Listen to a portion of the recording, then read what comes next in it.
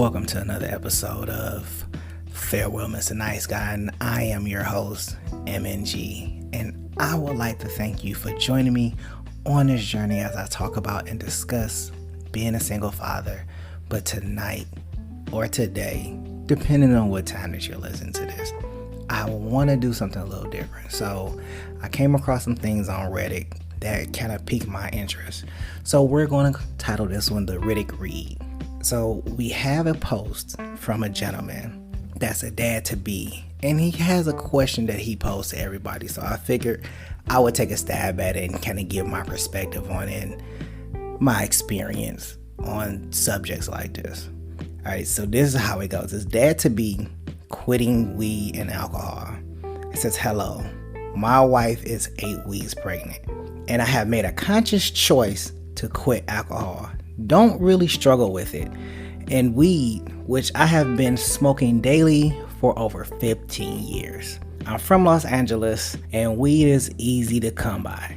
I'm about to turn 35, and it's been such a huge part of my life. I threw away what remained of an ounce this morning. I smoked an ounce every 2 weeks. Have any other dads-to-be or dads going through this? What are the benefits have you experienced? How do you manage? Do you miss it? I want to be present for my child.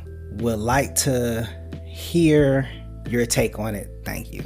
This is a great question, and this is my take on it. First, let's talk about vices. Now, vices today are a lot different than vices 30 years ago. There was a time where having a tattoo was taboo. People didn't like tattoos. You couldn't go into a job with tattoos. More likely you wouldn't get hired. You got seen as a biker. You were seen as a rebel. It just wasn't going to happen for you, right? We can all agree that tattoos was a very taboo thing years ago. Now you see everybody with tattoos. You go to class and your professor have tattoos. Your boss may have tattoos. Whether they're visible or not, they have tattoos. I have about, I think, 11 tattoos at this point. There also was a time where having locks or braids at the job was considered unprofessional. Now, that's not necessarily a vice, but at the same time, we're just talking about things that were kind of taboo that you didn't really see in a workplace, or you didn't really see unless it was pertaining to a particular group of people or a particular culture or something that wasn't considered a societal norm. So let's talk about vices. Because remember, alcohol was banned. Smoking cigarettes was banned. Now this guy is really just talking about smoking weed and alcohol, which in California, smoking weed is normal. It's practically legal if you're doing it for recreational use, so it's not that big of a deal. And people drink. You can still be present and drink alcohol. The weed portion, I'm not a weed smoker. Okay, I've tried weed, I've tried edibles. I can do the edibles, but I can't necessarily smoke the weed or how the case is. But that's my thing or whatever. And I don't do it that often. But when we're talking about vices and we're talking about trying to be present for a child, one thing I would like to say is that I commend this guy for taking the time to actually consider or to make the choice, the active decision to say, you know what, I think these things or these vices I want to quit because I feel like they're going to take me out of the picture when it comes to my child. And that's very commendable because a lot of people won't do it. They'll continue on smoking weed. They'll continue on drinking, and they wouldn't even have any consideration or care about it. Funny story. Well, not necessarily funny story, but very interesting story. So I had an employee, and we would have a lot of conversations, and they told me one day that they were pregnant, and they love drinking. They love drinking. And it was funny because out of all the conversations that we had, they told me that they were pregnant. I was like, oh, I said, that's cool. I was like, so you're going to have to stop drinking for a while. And she was like, no, I'm not going to stop drinking. But she planned on breastfeeding, but she just decided she was going to pump. And I said, okay, well, that's cool. But if you drink, that comes out of your breast milk. Well, her thing was, I'll pump and pump enough to where when I go drinking, I can get it out of my system and then I can turn around and pump again. And I was like, dang, who wants to drink that much to do that? I just find it like real interesting, her logic on pumping and drinking on off days and then pumping enough to where she can go and drink and still have enough left over to once the alcohol out of her system, she can go back to pumping again. I was just amazed by her logic. But that's something that she really wanted to do. She was young. She wanted to go out and party. She wanted to go out and drink. And I believe she made it work. So there are people that are able to function and get it done. They'll have their drink. They'll have their smoke. Some people are like, well, you know what? I don't want to sacrifice my body. So there could be some women out there. I've heard the stories from my experience. I've heard the stories that there are some women out there that don't want to give up. If they breastfeed, they feel like their breast is going to go away. So they don't want to breastfeed. Or do they want to pump? So they go ahead and do the formula. But then there's other reasons why they do formula as well, because sometimes the baby don't latch or it's painful when they latch. I understand. I get it. Trust me. I get it 100%. Even though they say breastfeeding makes the child smarter and it's way more healthier because it's coming from your body. It's supposed to be healthier. I'm not a scientist. I'm not a doctor. I don't know. Okay, I can only go by what I read and the things that I've heard from other women that are pregnant. So that's what they tell me. I say this to say that there was a time where I smoked my cigars and I drank my liquor. Now, I'm a whiskey man. I love whiskey. I love bourbons. And I am very big into my cigars. I couldn't smoke around my child. That's one thing that I didn't do. I didn't smoke in my car because I didn't like the after smell that stayed in the car. So I didn't smoke in the car. I didn't really smoke around my son while I had him. I didn't smoke around my son. Now, I did have liquor. Now, when I drank my whiskey, I kept a whiskey bottle for at least 6 months. 6 months to a year. It sat in my freezer. I didn't drink it as much. But I did go through a situation where I became really depressed. And in that depression, I began to drink. And I began to drink a lot more than I did. And this is one of the cautionary tales that I would tell for anybody that's in this young man's situation. Because when you have kids, it can be a stressor to where it makes you reliant on other things. Now, some people may be reliant on working out. Some people may be reliant on going shopping. Others may be reliant on going to work and working more hours. It depends on how people handle their stress levels. So I'm not here to judge anyone for how they handle their stress. But I know that at the time that I went through my depression, I turned to alcohol during this time. And it was one of the hardest things for me to accept that I was becoming what I would consider an alcoholic. Now, my dad, I believe he's an alcoholic. He has he drinks more than I do. Now, I have a whole bar full of whiskey and bourbons, but my dad drinks more than I do. I would say that he's alcoholic. He's not really alcoholic, but in my mind, I'm like, bro, you alcoholic. You drink a lot. He say he cut back, which I'm proud of him. I've noticed the cut back. But during that time, I would definitely say that he was alcoholic, and some of those traits of reliance probably came down to me. Could have came down to me. I'm not going to say they're hereditary or anything like that, but they could have come down to me. But I had a huge reliance with alcohol during that time. And every day I went to work, I wasn't drunk when I went to work. Well, I didn't drink when I went to work. But when I came home, I couldn't sleep. So I would always take 2 shots. I would start off with 1 shot. I had 1 shot of Jack Daniels Gentleman Jack. And that was just to get me to sleep when I came home from work because I was so stressed out over the situation that I was going through. My son seen this. And I guess you could just add that to another fear that I'll have, because just thinking about it, what if he adopts those same habits? Because kids are impressionable. And regardless of how the parent is, during that child's tenure of growing up, he looks up to that person. In so many cases, whether it's the absent parent or it's the present parent, it all depends on who's there and what they're absorbing. He can pick up those habits from me. Just drinking and being reliant on having drinks in order to get by or to get through any kind of situation that he may be going through. Or he may turn to some other type of addiction. It could be pills. It could be cigarettes.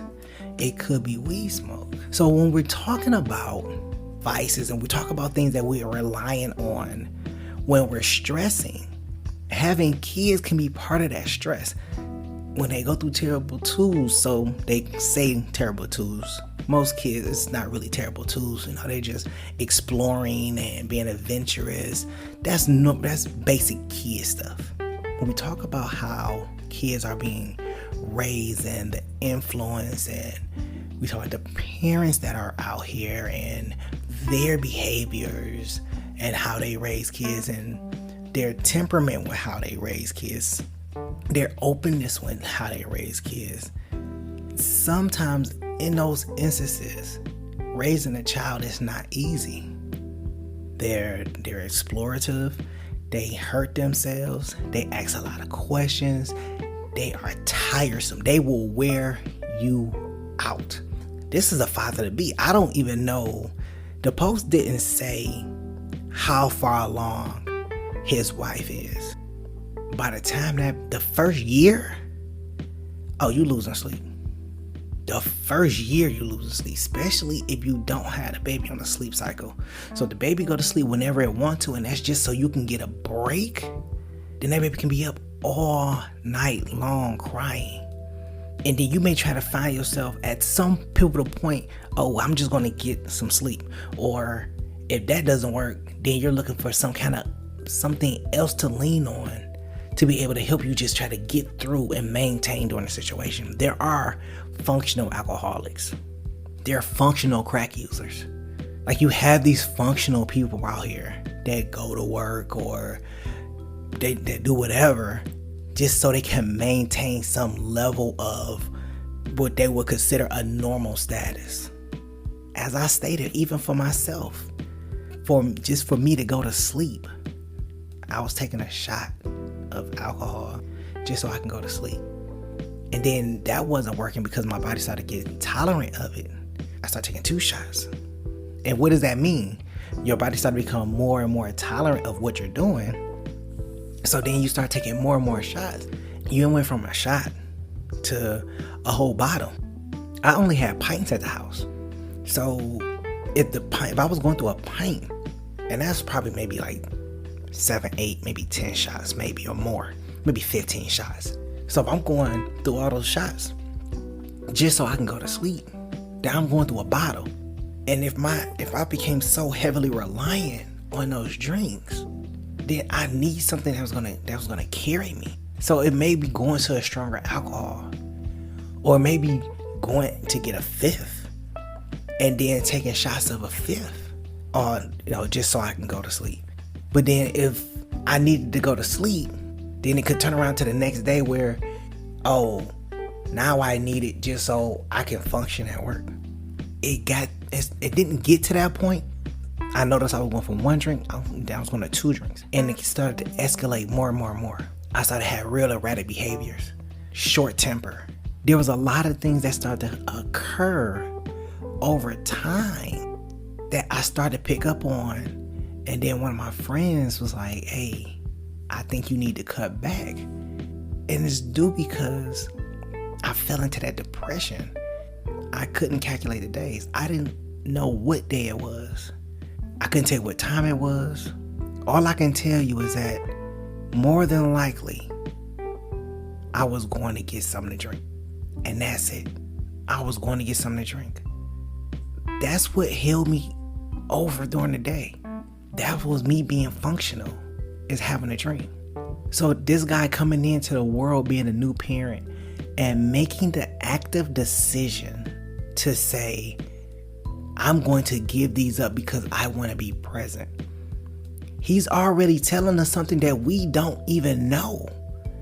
He's telling us something that we don't even know. So that means that he may be drinking way more than what he needs to, and it's not present.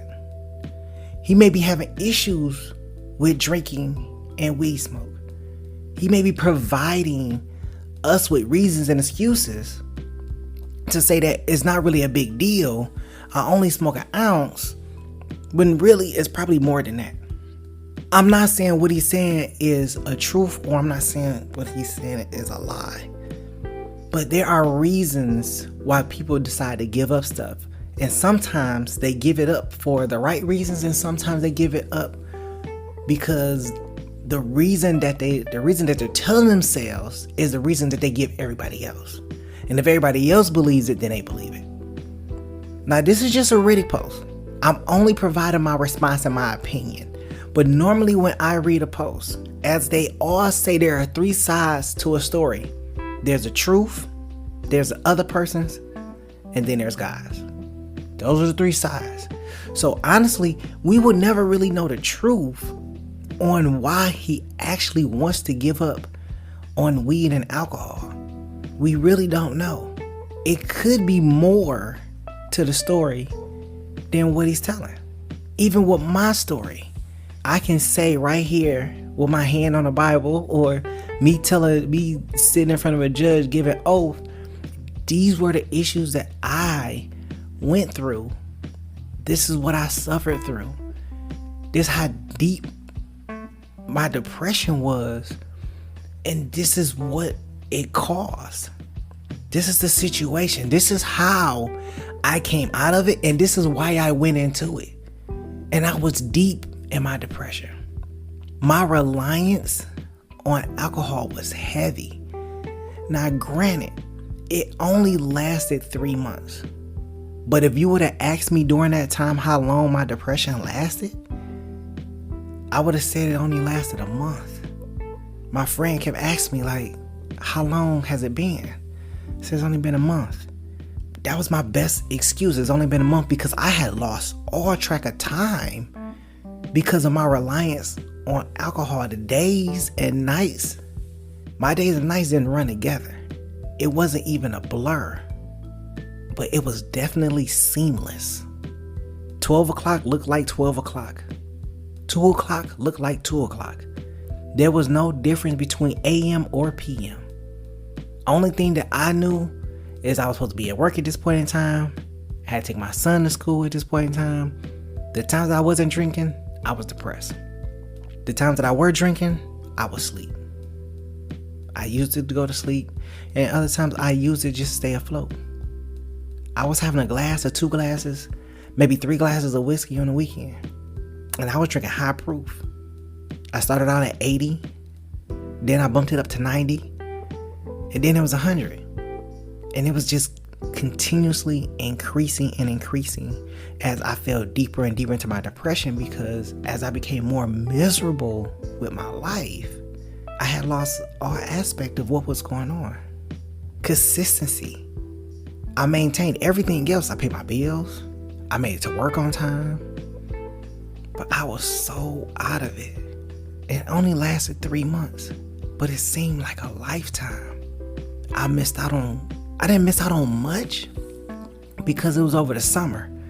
So essentially, my son was out of school during the time that I was in my darkest hour, and I couldn't function. I went home, had a drink, slept, woke up, dragged myself to work, came home, drank, went to sleep.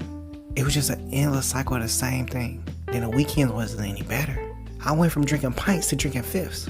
If you have any reliances that you believe will take you away from being present with your child, it may be worth considering stepping away from those reliances.